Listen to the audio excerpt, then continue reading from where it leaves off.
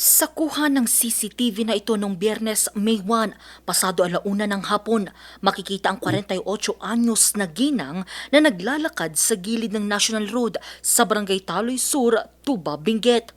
Maya-maya, dumating ang isang itim na van at napunta sa outer lane. Hanggang sa mabangga ang ginang at tumilapon sa kanal.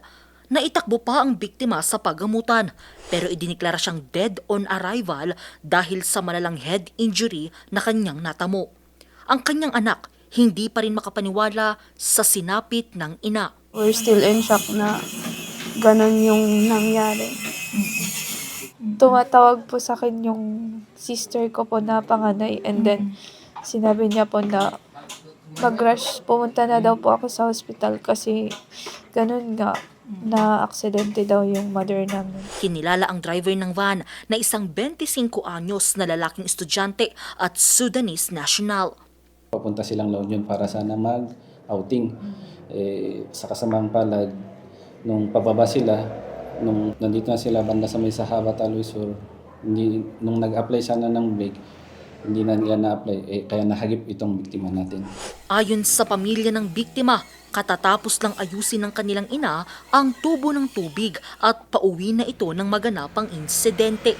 Sa investigasyon ng Tuba PNP, posibleng nawalan ng preno ang van kaya ito napunta sa outer lane at nabangga ang biktima. Nag-loose brake ang van, yung van na sinasakyan ng ating suspect. Na-loose brake sila kaya napunta sila sa may parapet kung saan naglalakad itong biktima natin. Ay na, kaslang agpigpiggergerak matan nga ag sinang atita nga ag ibagada gitoy kakadwa mitoy. Ay mabuta nga ano dati. Kita nga kasi nga mapasamok. Sinampahan na ng kasong homicide ang suspect pero nakalaya ito matapos magpiyansa.